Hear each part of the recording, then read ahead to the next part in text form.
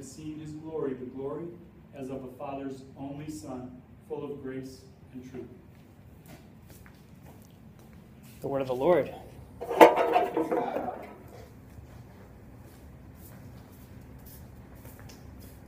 So if you were here last night, you heard a story about a young, pregnant Jewish girl who receives the most sacred, mysterious promise ever heard by human ears. The honorable carpenter fiancé, the angels who step in to ensure that God's plan is carried through, the long journey, the innkeeper, the shepherds, the manger, silent night, holy night. Our text today tells us another story, a cosmic, eternal story that messes with the categories that keep us safe. In the beginning was the Word, the Logos, as it reads in Greek. Logos, like so many Greek words, has a range of meanings, from reason to logic to story to saying to decree to, yes, word. In Hebrew, the concept of the divine wisdom of God would share close ties with John's use of logos here. In first century Greek philosophy, the term would have been familiar as a sort of generative principle or creative force. In fact, if we want to think of it in terms that might most easily translate to our context, Star Wars will serve us well. In the beginning was the Force, and the Force was with God, and the Force was God. It's not a perfect analogy, but helpful, I think. In using this term, not force, but the word, the author is noting the universal nature of the subject of his prologue. What was with God and was God in the beginning is an ideal, an absolute, a concept.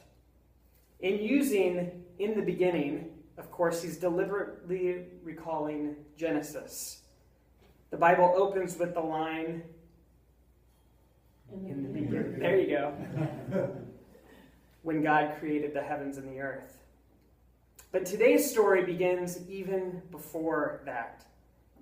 Because the word is not created, and the Greek is not ambiguous about this. In the beginning was the Word. The Word did not come about in the beginning, it was in the beginning, and it was with God, and it was God. If we rearranged and reassembled the Bible in chronological order, John 1:1 and 2 would be first, pre-Genesis. What was God doing before creating the world? Being with the Word, being the Word. And then we have a commentary on Genesis 1 and 2. All things came into being through the Word. Life, the light that is not overcome by darkness. Wait a second, the darkness. This all sounded so lovely and ethereal. And then he had to bring up darkness and bring us down to earth and humanity.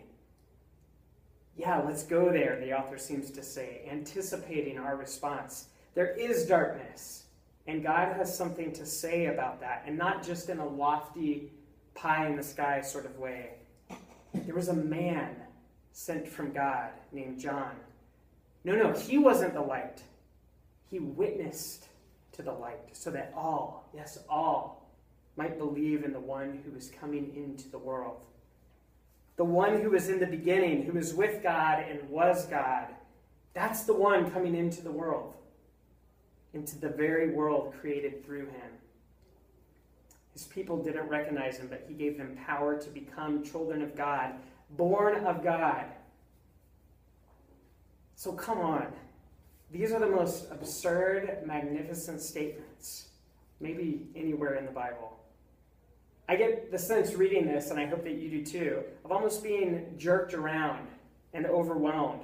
It's all so amazing and glorious, but then darkness, but then miracles, but then failure, but then promise. It feels a little bit like we're being spun around on a merry-go-round, and the scenery before us is changing, and we're dizzy. So maybe the Torah can steady us. You know with a little bit of prompting, you showed me, Genesis 1:1. But do you know Exodus 25:8? Anyone? Okay. It goes like this. Have them make me a sanctuary so that I may dwell among them. God, through Moses, has led the Hebrew people out of slavery, through the sea and across the desert.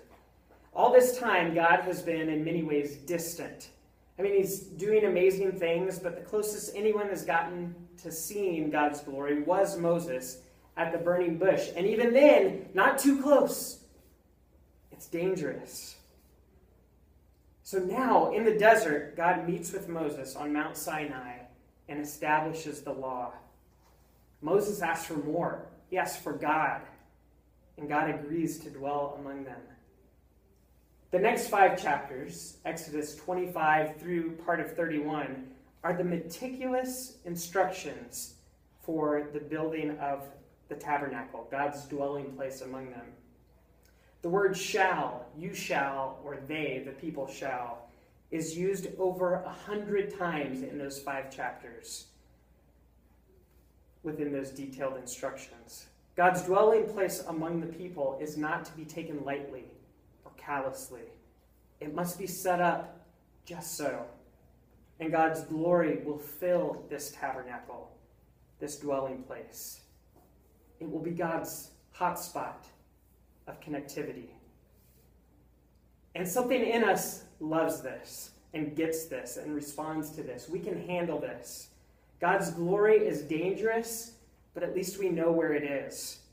This tabernacle, this rule-keeping arrangement of God's presence, by and large, seems to work for us.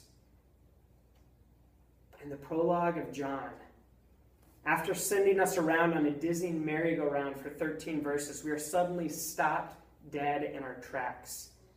The author grabs onto the pole, and we slam to a standstill, faced ultimately with this. The Word became flesh and dwelled among us. We want something complex and yet manageable, multidimensional and yet understandable. What we get is straight up, simple flesh and blood. We want logic, not the logos. We want wise arguments, not wisdom embodied. We want instructions, not the teacher. We want rules, not the ruler. We want words, not the word. You know, some Christians and some churches are very comfortable with God as holy, other, transcendent, and mysterious, but start getting a little bit nervous when theology is brought to the everyday, here and now, practical, material reality of messy human life.